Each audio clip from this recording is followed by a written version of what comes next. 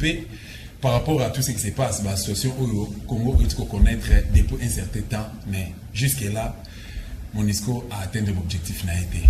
Bana beni batomboki, Rutshuru, Fizi, Butembo, Naba Congo, occupation, ba Rwandais, ba Mungo sont ba hectares, ba osala ba otomba ba immeuble, ba osala ba ferme. Ana kati école Congo démocratique. Pendant que bandeko bazo kokufa, bandeko bazo kende ba boîte de nuit, bazo kende ba concert, prolifération d'églises, des réveils, ils ont apporté et l'autre côté na kati école Congo démocratique. Entre guillemets, président de la République a proposé qui Athéna qui compte dans l'article 43 plutôt, il y a la constitution, il y a l'école Congo démocratique, à mettre en application il y a gratuité école primaire, tout peut enseignement de base dans la école Congo démocratique, mais na ba air à court, au so tambo na ville à Kinshasa na kata ba veni, na ba ko na ba record kuta ba na biso ba leki na biso na ba uniforme bleu blanc, ba zo tanga na ba monter pourquoi parce que l'enseignant ba zo kokotate. Qu'est-ce que les Congolais ba kuyi ko sala pour remettre fin à la dictature?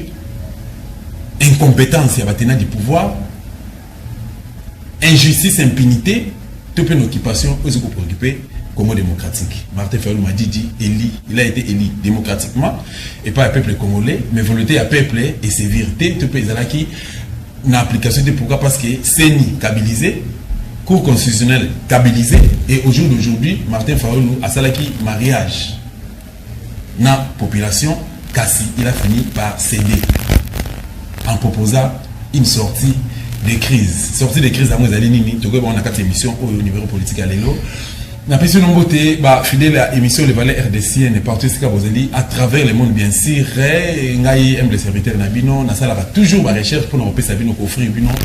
Bagaton Malam, eux, quoi, c'est Nebino, et quoi, révolter Bino, de façon que tout ce qui va distraction, tout s'impliquer dans le problème. Politique aussi vous préoccuper mboka na biso Congo démocratique invité na ngai na loboko moi c'est comme on a prince Pengazeli président national il y a ADD Congo parti cher oyo héritage papa paix à son âme monsieur Chaloupa père Jacques Chaloupa a tikela na biso mbote ndeko prince Pengazeli bote ndeko dosta bote na baimboka banso bazuli baku ya kolanda biso bote pe na ndeko ali co-débatteur. Merci pour l'invitation à l'émission.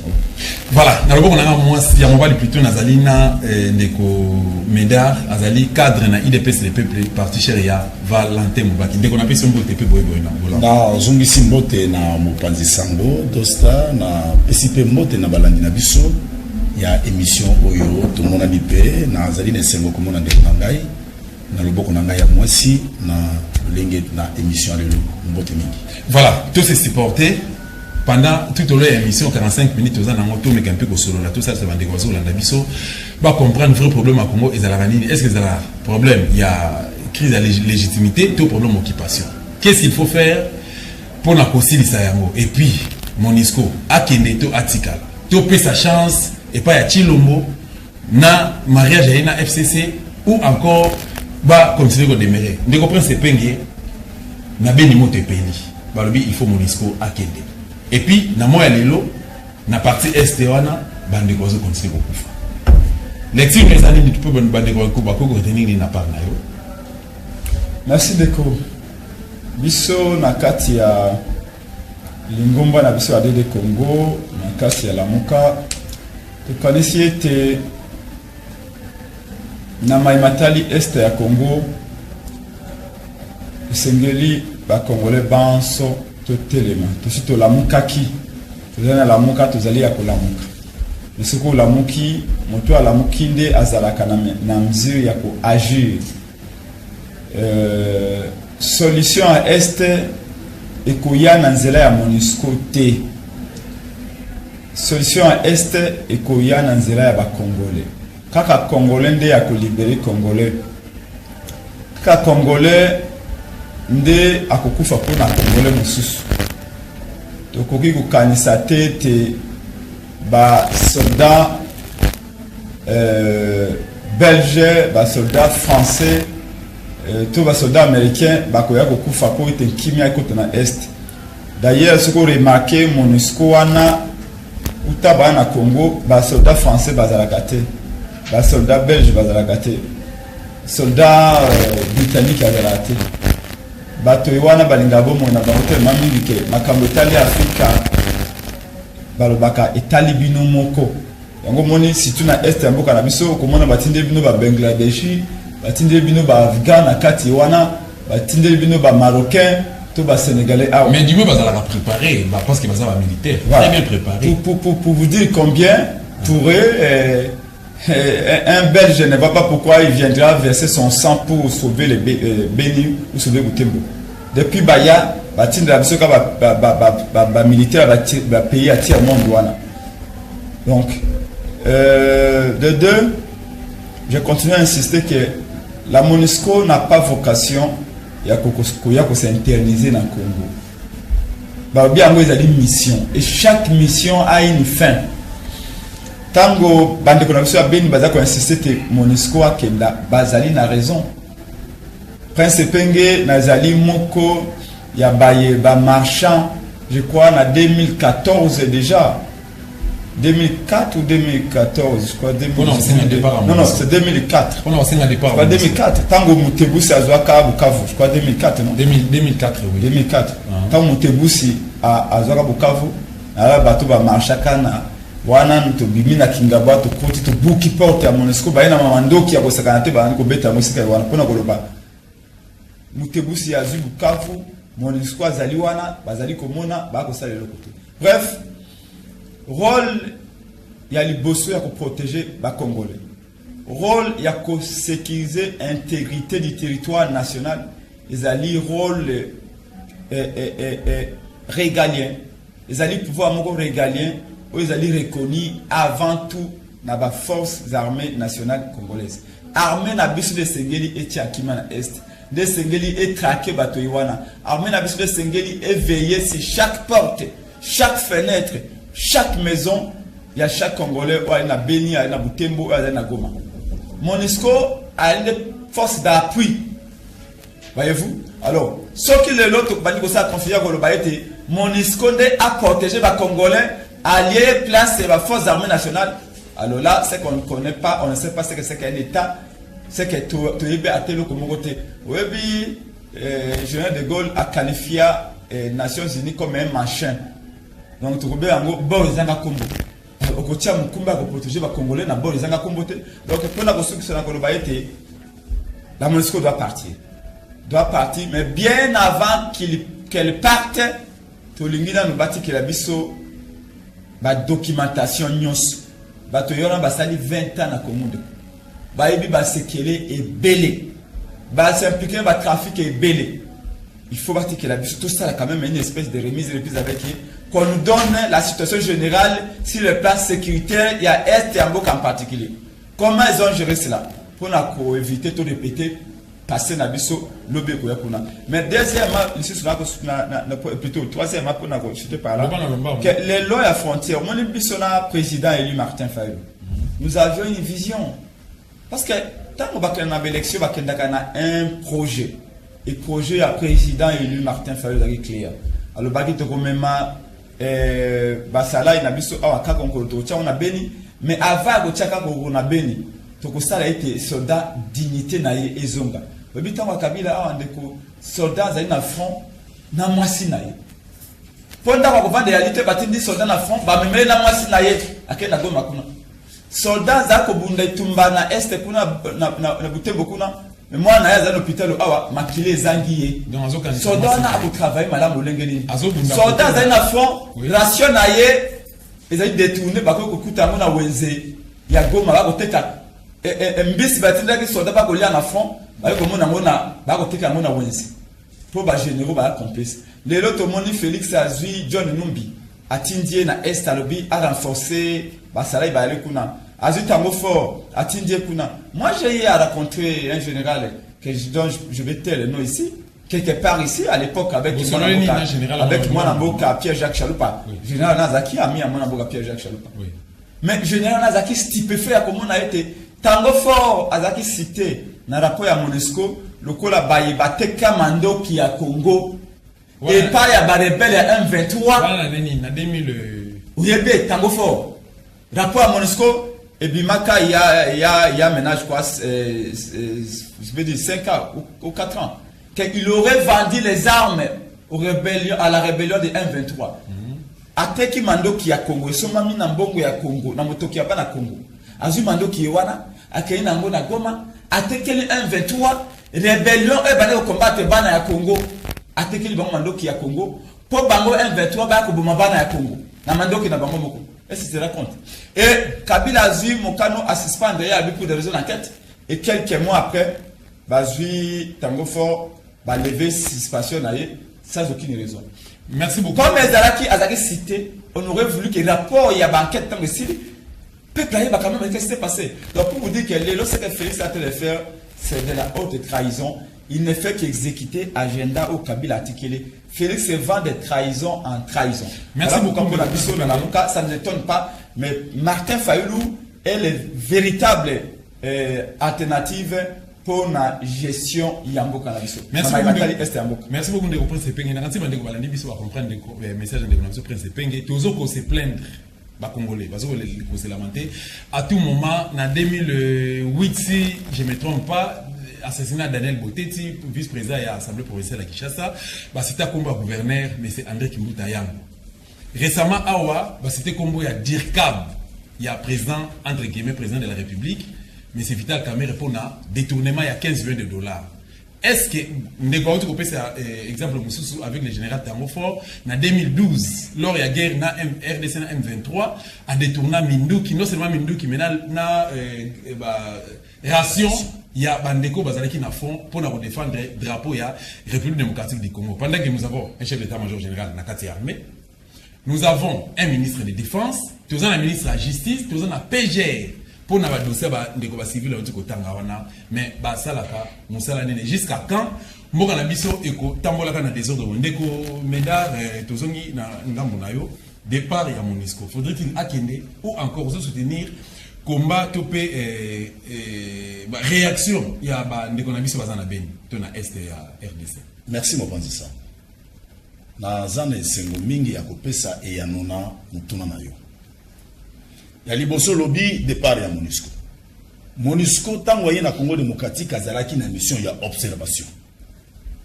Aye na mission ya observation. Lelo MONUSCO ay mission et comment ya offensive.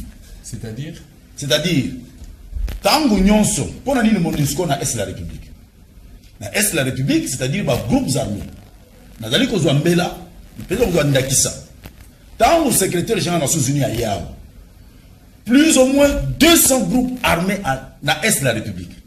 MONUSCO sur place.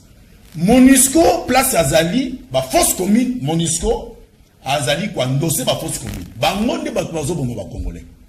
Et l'ungwa mission d'observation et comme offensive, à tabazo bomba, Congolais, na centimètre place MONUSCO, Azali, MONUSCO et Salaka, réaction. MONUSCO, Azali, Bangonde, bazali, pour amplifier, pour que les Congolais, basalanini, bakoufa. Nakenam. Tout dans l'élection. L'élection à Congo démocratique, ils allaient parodie, on les a élections. C'est-à-dire transparence dans l'élection, ils allaient quitter. Avec une déconanga zolo makambo Martin Fayulu a gagné. Pour la relaxer, ils allaient quitter l'élection. Ce qui transparence dans l'élection, ils allaient résultat nango boye bien. De l'eau, on est là. Cour constitutionnelle, on est là. Oh wapi. Il y a M. Kabila. C'est-à-dire, bako saka ka poste à M. Kabila. Ndenge ils allaient quitter. Tozonga na M. Chilombo parce que na armée bako benge nani azali commandant suprême des forces armées et de la police nationale. Tout à fait. Tant vous allez commandant suprême de la force ya armée de la police nationale. Mais ngana zoko kama ceux qui armée congolaise ezali dignité pour sécuriser intégrité territoriale ya donc ya Congo démocratique. Peuple na biloko na ye armée congolaise. Elingi kolobanini que Chilombo Azali na bokonzi na kati armée. Chilombo n'a pas été élu. Azali na souveraineté. Chilombo ce n'est pas l'émanation, il y a peuple a payé bokonzité. Azali Pamba. Ceux qui tozongi la casse na constitution, Azali garant de la nation. Mutu ya yambo ya ko batela, ya ko to sa constitution beleye. Mais to ko la constitution mboka na biso, ezali en faillite na elo côté. Parce que alors oyo tozomona na mboka na biso Congo démocratique ezali trahison makasi. Trahison makasi. Tolobi MONUSCO, na kokama MONUSCO. Na kokama MONUSCO. MONUSCO ils allaient favoriser par groupes armés et ils allaient en multiplication dans le territoire congolais. Et surtout la partie mais quand vous explicitez, c'est qu'on favorise comme MONUSCO a qui pour la bitumbate, mais a qui pour observer, donc pour maintenir paix dans Moka. C'est-à-dire que à permettre de ma et ça à chaque fois avant ça le rapport on a tigre rapport on a acquis des droits donc le Conseil de sécurité des Nations Unies et ensemble bah pour faire un gouvernement congolais bah Luka quoi faire pour n'apo si ça va makamboana ce n'est pas que non M23 est à Betty Massas tu as def nalu MONUSCO a zundu qui a vendu Obama peut-être tout ça on se comprend bien. Merci pour la mutuna na yo na pesa ya no kitoko lelo place MONUSCO azali ko vendre bazokuta a def nalu na kati baza banani ba Ugandais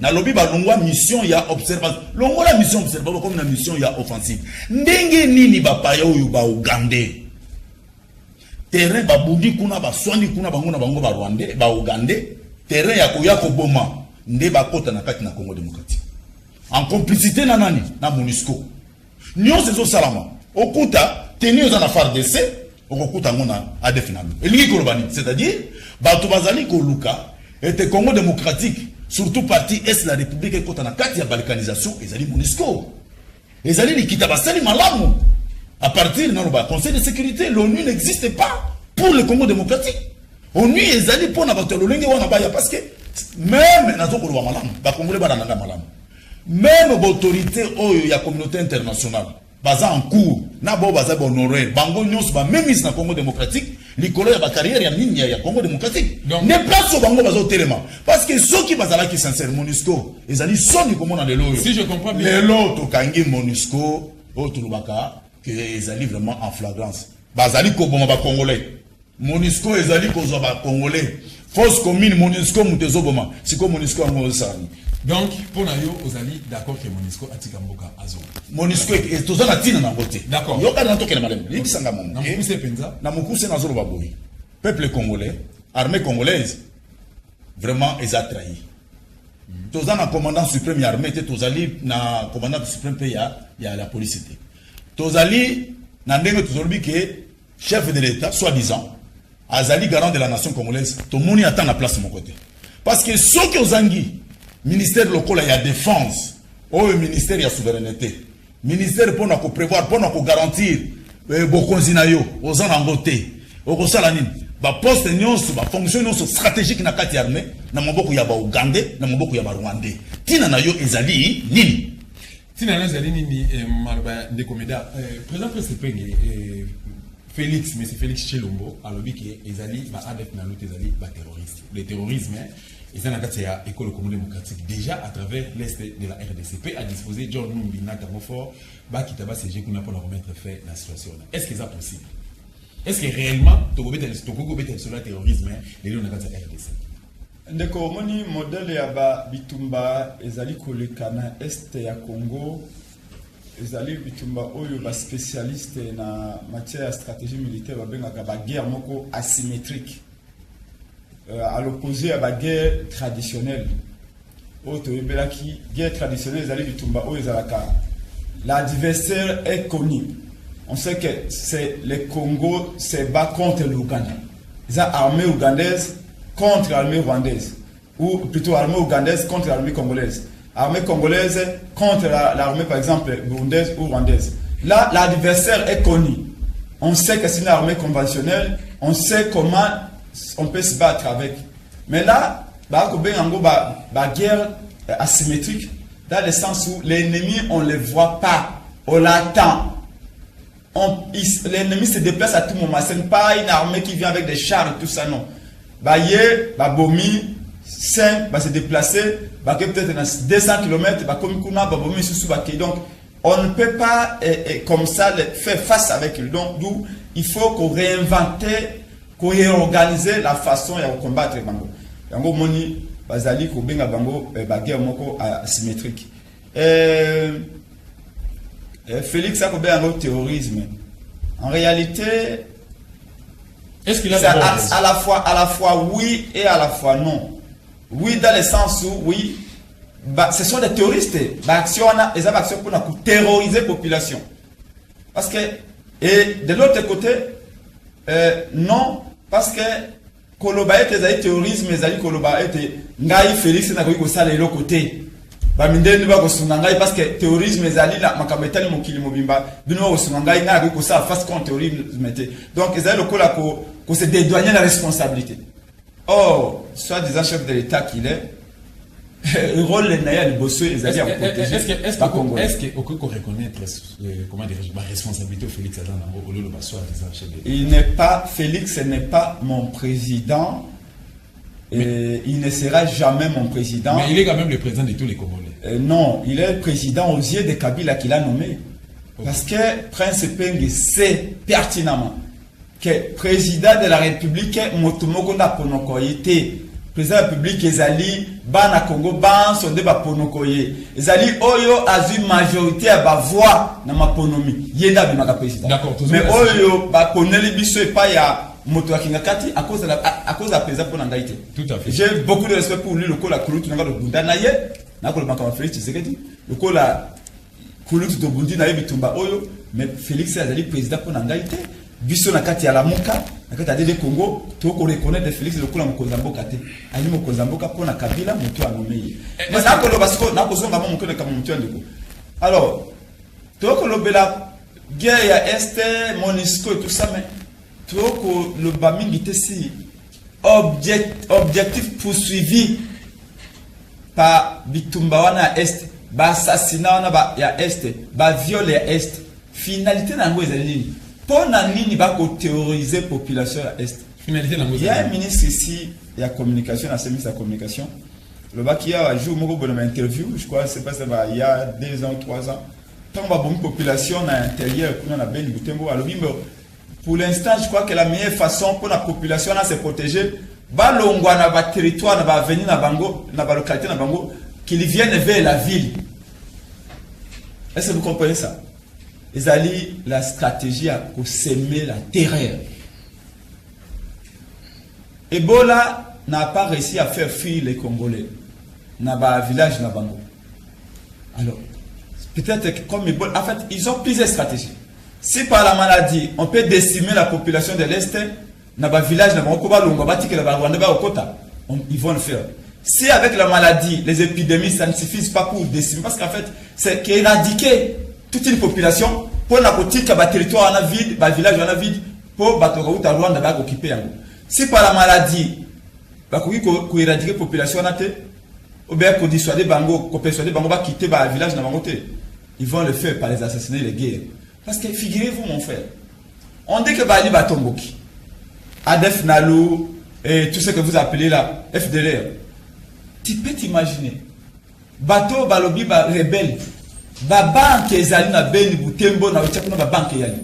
Ce qui Bali Batomboki ya solo, Bandi, Baluka Ninga Kolia, Baokenande ka attaquer Banque, Bayi Momosolo. Mais Bato na Batiki ko attaquer Banque, pour pas $. La commune a attaqué le centre à riposte à Ebola. Et si on a même maladie. Parce que quand les soi-disant rebelles vont attaquer les centres de riposte, il y a Ebola. Ça les risque et périls. En incendie à centre, il y a riposte à Ebola. Après qu'on soit malade, mais pourquoi ils prennent ces risques-là? L'objectif, ce n'est pas à Kolobao, ils ont besoin de moyens de subsistance. Ceux qui ont besoin de moyens de subsistance pour qu'ils attaquent la banque. La banque est belle pour dans le village. Mais ils partent là-bas pourquoi? Parce qu'ils veulent qu'Ebola se propager. Ebola se propageant, ça va faire beaucoup de victimes, ça va faire fuir les populations locales. Dans le village, dans Bango, dans l'avenue, dans le secteur, dans Bango, ils vont venir vers la ville.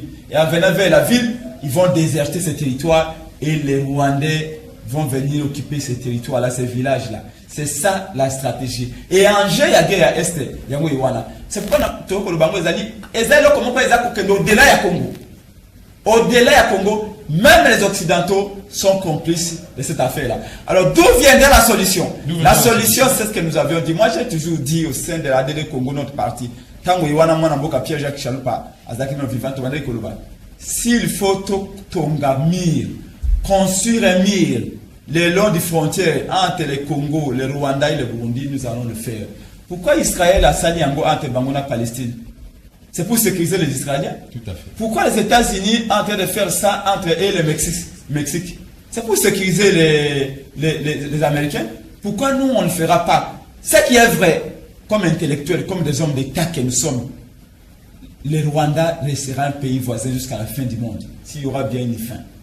On ne saura jamais qu'arracher Rwanda de la carte d'Afrique avec un couteau pour que nous tirions nazi mineurs, pour que nous tirions côté à Sénégal. Le Rwanda restera là. Et nous avons vocation demain, nos populations, il y a Congo, population Rwanda, il y a commercer un jour na Bango. Parce que c'est comme ça, entre l'Allemagne et la France, il y a une guerre. Au début, territoire en Alsace et Lorraine. Se sont disputés ces territoires-là pendant des années. Il y a eu des milliers, des millions de victimes. Ils ont fini par s'entendre. Mais ce qui pose problème aujourd'hui, c'est que le régime rwandais actuel, Kagame est un despote, est un tyran. On ne saura jamais nous attendre avec Kagame. Comme Azan a visé expansionniste, il apprend aux enfants rwandais que le Kivu, c'est le prolongement du territoire rwandais au Congo, et qu'un jour il faut récupérer ce territoire-là. Nous devons également préparer nos enfants à leur dire le Congo, dans ses frontières actuelles, restera un et indivisible. Et commençons à apprendre les enfants depuis l'école primaire, comme vous l'avez dit ici. Malheureusement, avec Félix Tshisekedi, notre gratuité, on a en train de préparer nos enfants à devenir les imbéciles de demain. Et donc, pour nous, la solution pour la paix définitive à l'Est passe par nous, les Congolais. C'est par nous que le crime est arrivé. C'est par nous que la crise est arrivée au Kivu. Et c'est par nous que la stabilité reviendra. Comment? En ayant un vrai président à la tête du Congo. Parce que ici, il y a un moto. Ceux qui ont Martin Fayulu, na mutu ya Congo. Martin Fayulu, il y a John Numbi, à l'Est. Il y a Zoatamofo, à l'Est. Au moins, il y a Lucha. Bana Lucha, ba Telemi, ba Lobi. Non. John Numbi, elle est congolais. Mais il a déjà ce problème comme ça. Tamofo, non, il était. Moussa Mamba Zaga Kunate de coup. Au moins, il y a pouvoir se Moussa Mabe, à Stala, Moussa Kitoko. Peu après, va liquider, va changer, va muter, Azana Samabeli. Ndeko Nabiso Mamadou Ndala. À Sali Moussa Kitoko, va liquider. Tu sais que dans l'armée congolaise, il y a des vrais généraux, patriotes, dignes de ce nom, mais pas à la responsabilité.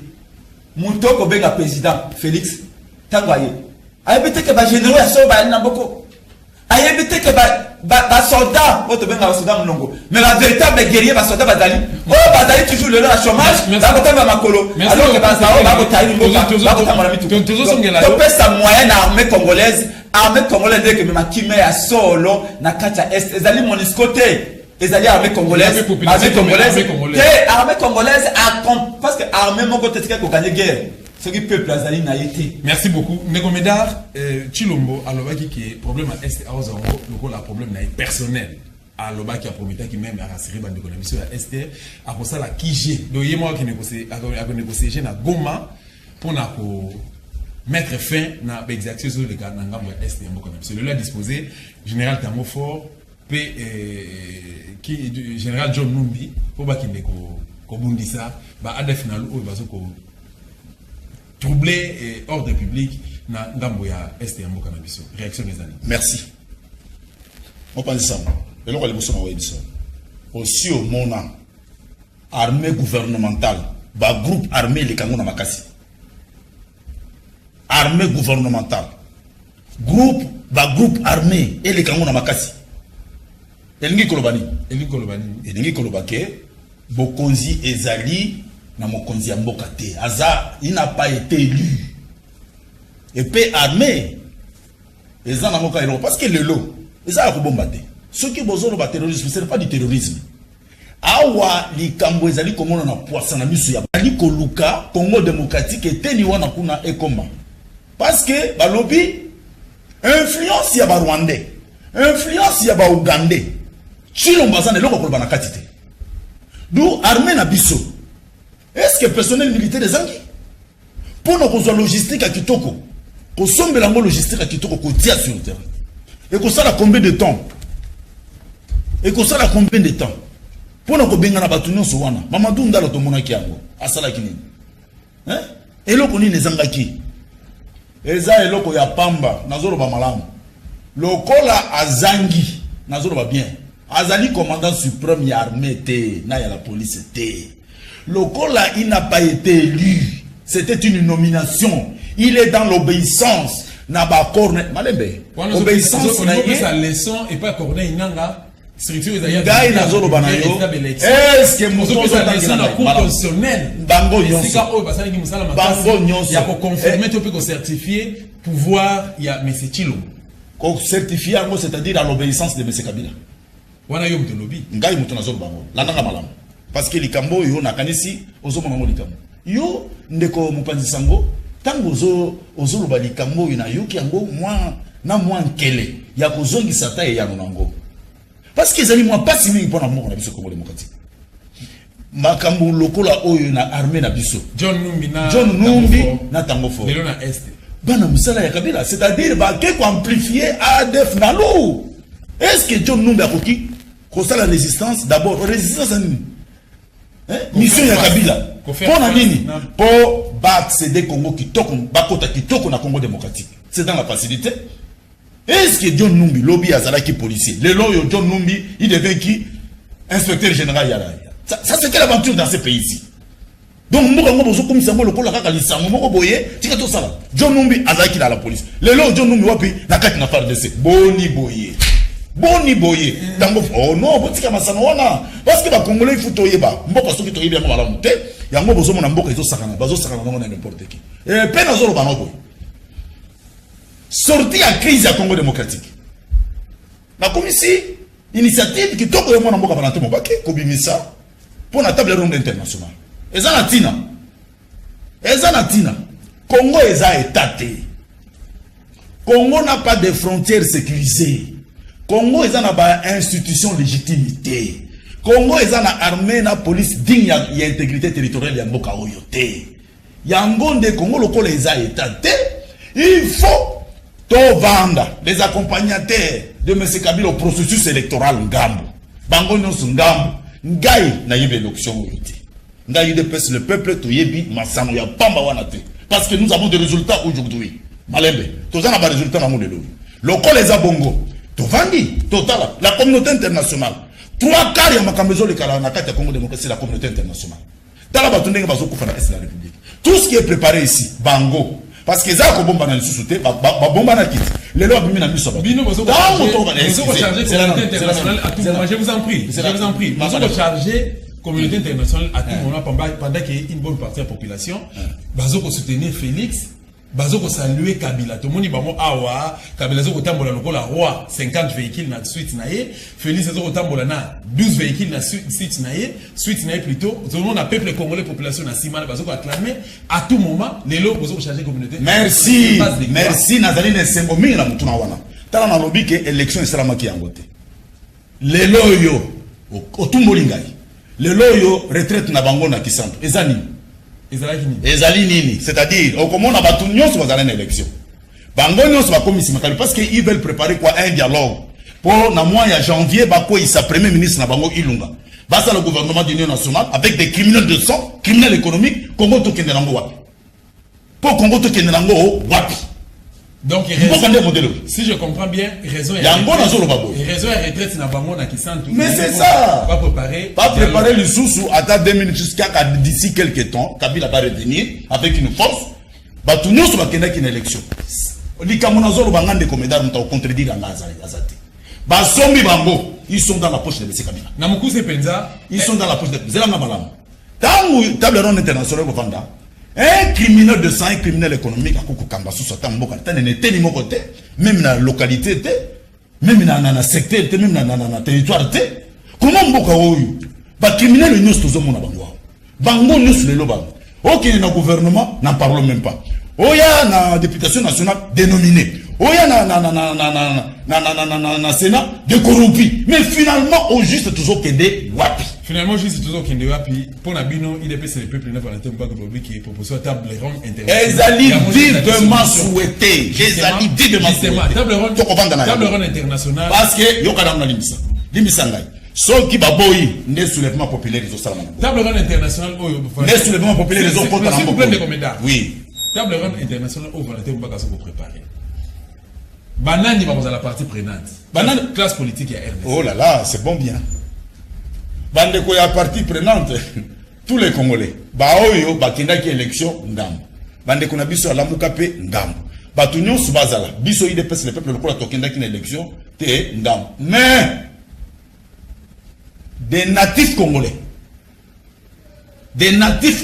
parce que mboko ekoma nango lokola masano mutu bozomona ke celui-là il n'a jamais été congolais d'origine ni de père ni de mère. Il est criminel de sang, il est criminel économique, participe na makambu nyonso ba congolais bazo sala po mboka na bango etombo moi et nous mona 4 ribouro esika tozali entre guillemets na sommet à l'état congolais au jour d'aujourd'hui tozomona mwana ya papa Etienne Sekedi wa mungu na sommet à l'état ozo sala alison et pas nani ozo benga étranger na kati ya institution ya mboka na biso. Est-ce que ndeko lobi na sommet de l'état Chilombo ko ko fuka na kabila si Chilombo était la ndanga malam mande ko na ndanga malam.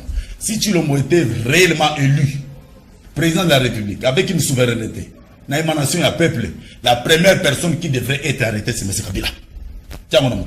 Le col les alliés massamo na bango mibale, les alliés qui nomination, les alliés cop, les alliés accord, il y a un moyen à kofuka na Kabila, les alliés. Merci beaucoup Ndegomeda, président Presepenge, Naganso Landi colibataire nayo, à l'objet qui est pour na bango solution à sortir à crise.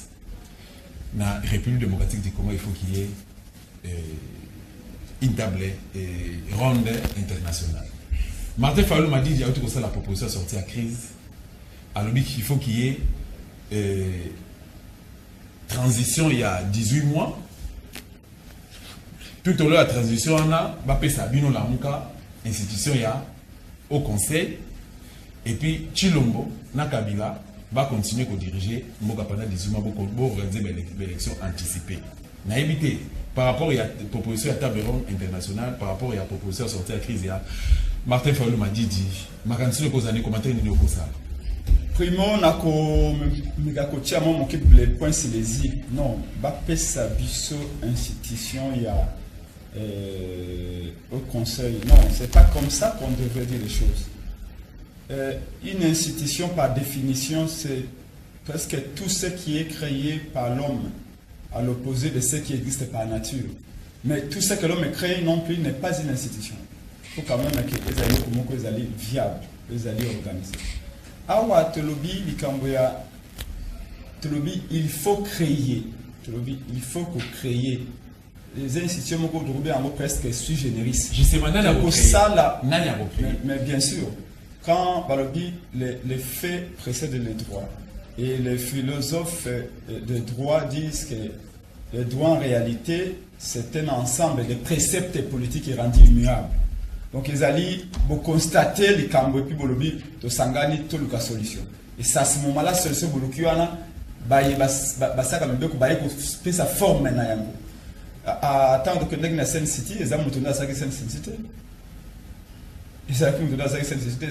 Les rapports de force sur les télé qui nous envoient, qui amènent la population. On a tout ça, qui prend ses peignes de la marché centrale, on a communicateur, toi la mouka. Au sein où on a accès depuis l'histoire, il y a même sous 3000 personnes à 8 h du matin, la marche, dans l'avenir Wakadingi, Kabamba, Té, Tokomi, à côté de Mémini. Kaka génération va prendre ses peignes de mobiliser les alliés à Tchango, 3000 jeunes bamama papati ko teka na weze bazali ko tambo na biso lobby mokolo malobi. Oui, tu as attendre de commenter sérieux. On a quoi ça va être rapport de force yangwana. C'est-à-dire que proposition de PCI na président Eli Martin Fayulu ezali simple. Nous partons du postulant selon lequel il y a une profonde crise de légitimité. Nicolas Xanine moto ya kamba ekolo a outina volonté il y a peuple T.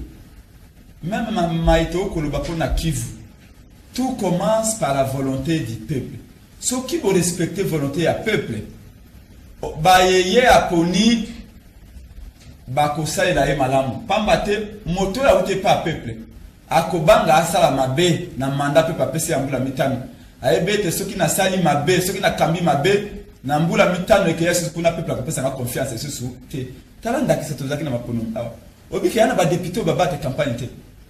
Avant de Nandako, a checké la caution à déposer mon canal à avant Nandako. Campagne Sili va publier le résultat. Il a accueilli, il y a deux possibilités. Soit accueilli par Nanga Yemo qu'on a corrompre, a commis député. Soit par Nanga raté, accueilli directement dans la cour constitutionnelle.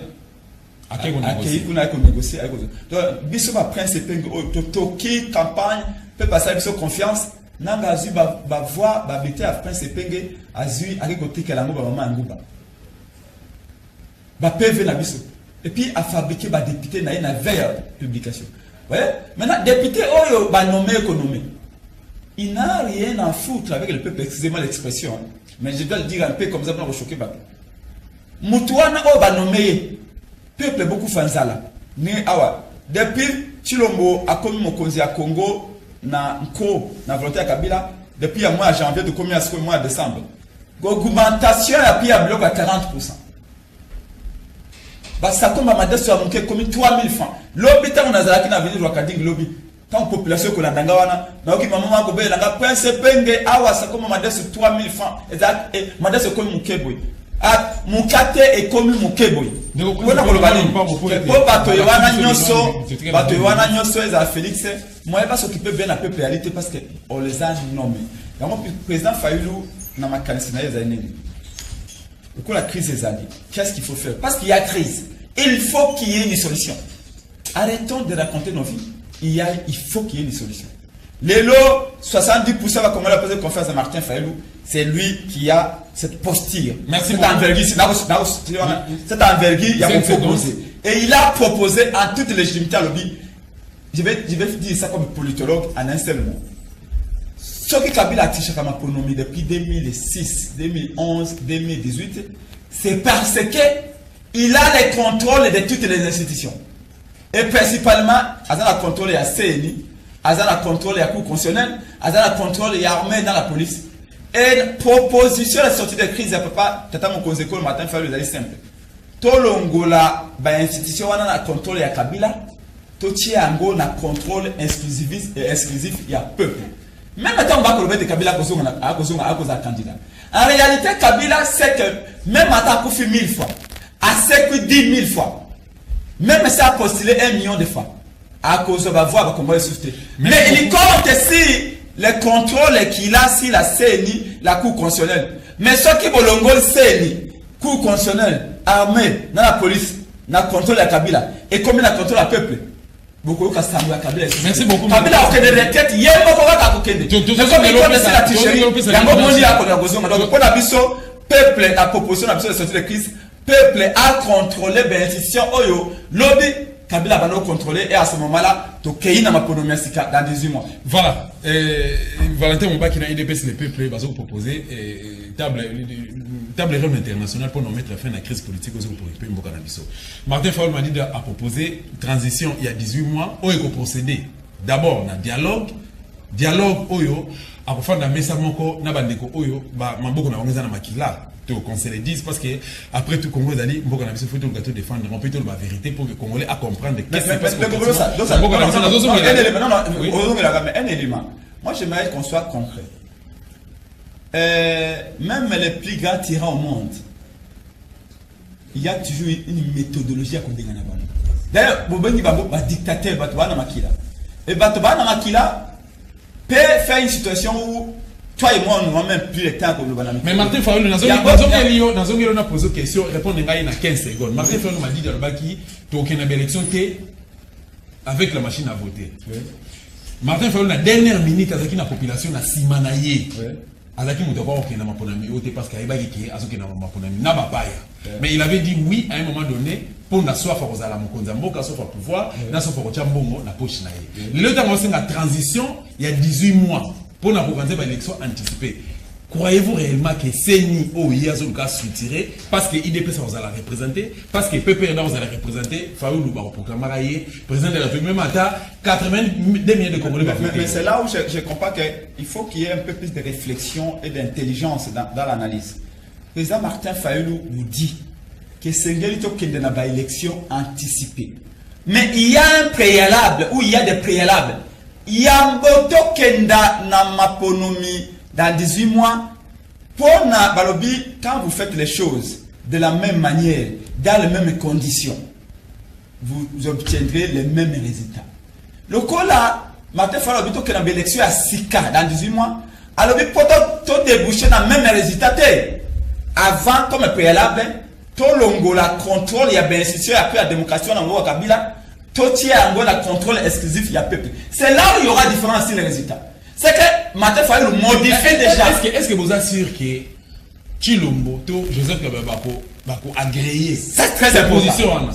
Martin Fayulu m'a dit, est-ce qu'il y a ce temps, il y a retourné, il y a reconsulté le cabinet, il y a retourné la population. Si Bateau va se soutenir, il va être d'accord dans la proposition. Parce que dans le mois de mars, ils n'allaient même pas légaliser. À légaliser le 4 novembre,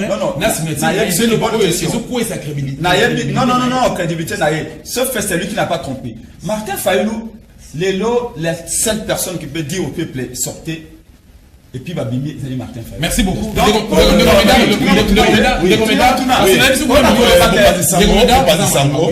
là, on est le peuple congolais. Ceux qui te voient qui m'appellent. Et puis, Martin Fayulu, vraiment, Azala qui traité le lingue parce que transparence est à la quitter. Ceux qui les lots, lobby, Azali qu'on reconnaître que, Nakatia, transition oyo balingi bakota bachilombo banakati papa c'est-à-dire toujours reconnaître encore Kabila NMC chilombo pour la présidence de la République toutes les institutions c'est-à-dire il y a le ko pesa bango lisusu kaka bienvenue pour ba konja peuple congolais na lolenge nini parce que ndenge nga nazolo ba le ko langa na yebi na ngai élection te na yebi na bango scénario wana te na ko kende kuna pona nini il fallait ndeko Martin Fayulu Andima biloko na Chilombo lisusu te. Ce qui andimi ango ça dit il reconnaît en lui Chilombo président de la République. Merci beaucoup. Yango nande merci beaucoup. 5 secondes s'il vous plaît. 5 secondes s'il vous plaît. C'est un homme d'État. Il faut aboyer le coup. Alors 5 secondes s'il vous plaît. Ce que j'aime c'est que dans une société quand on fait une proposition mutum ce soit moyen de proposition ya malamu te aye na contre-proposition na ye. Et quand il y a la contre-proposition, ça peut les moyens d'y arriver. Martin Fayulu n'a pas six propositions. Ce qui va boyer Yango, on va recourir à la rue. Et il en a les moyens. Il y a 2 millions, 3 millions à Sadiango. Babimi Nanzela. Donc on a comme ce prince Penge, je suis capable aujourd'hui à commencer à 10 000 personnes Nanzela. Mais on a proposé autre chose qui nous montre comment on va y arriver. Martin Fayulu Ponaye, ils allaient simple. On ne reconnaît pas Félix Tshisekedi. Si on le reconnaît, pourquoi on demanderait de nouvelles élections? En ce moment, on a un mandat d'ailleurs. Mais nous, on dit qu'il faut qu'il y ait de nouvelles élections. Mais avec aucune élection, on aurait formé 20 institutions. Merci beaucoup. Merci beaucoup. Retenez une chose. Là, soyons responsables. Ne disons pas des choses pour amuser la galerie. Parce que tout ça a petit copie au niveau. Félix nous a certes trahi. A trahi combat papa naïe. Discours a trahi combat génération. Mais Félix Tshisekedi reste un Congolais. Tu ne peux pas aujourd'hui dire que non, ceux qui l'habitent au Kenya élection Félix Tshisekedi n'a pas le droit de postuler dans l'élection anticipée. Non, il reste un Congolais. Dire que Martin Fayulu a une proposition, Félix Tshisekedi a Zaliwana, non, cette proposition n'est pas Félix Tshisekedi qui doit pas qu'il Rwanda. Merci beaucoup. Le Congo est son pays à lui aussi. Nous devons aller aux élections. 5 secondes. Tango, Tozo Boya élection. Tozo reconnaître Yangote. Martin Fayulu a gagné l'élection. A gagné. Mais, publication, parce que il dépêche. Tozali n'a pas bakobanda, il dépêche. Tango Kondo était Tshisekedi à Zalaki. Omoni, en 2011, tout le monde qui m'a semblé, les gars qui n'ont pas de démocratie. Et puis, ceux qui n'ont pas de si les élections, on a gagné les élections. La machine à voter a été une machine conçue, amenée ici pour tricher. Mais notre peuple a déjoué les jeux de Kabila. C'est pas contre la machine qu'on est. On est là à cause de Kabila et la trahison de la Mouka aux alliés coordonnés par ya. Président Eli Martin Fayulu m'a dit na loboko nanga mobile nazakina ndeko Médard Azali au cadre na kati ya IDPS le peuple parti chéria Valentin Mobaga mo bazaki représenter le valeur politique et république démocratique du Congo à travers votre précise émission le valeur RDC nous alra souvent présenté et pas ya serviteur na bino Dosta journaliste et patriote et résistant toujours na peuple congolais. Tu vois, on fait la vie, parce que bon, la vie, c'est limité d'un problème, il y a occupation, qu'on se l'exige, tout ce qu'on s'est voilé, tout ce qu'on s'est l'assemblée, classe politique, n'a pas sa population, vérité. Bakoro, ils allaient siéger, et pas il y a, bande de Gonabiso, il y a Rwanda.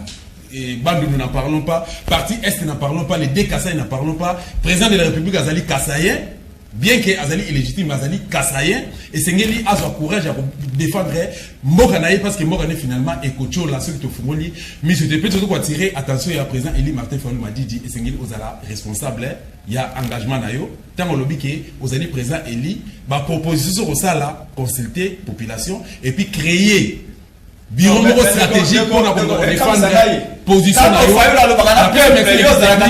et accompagner la merci à MCB. Tu peux pas dire ça, on a peur de neutralité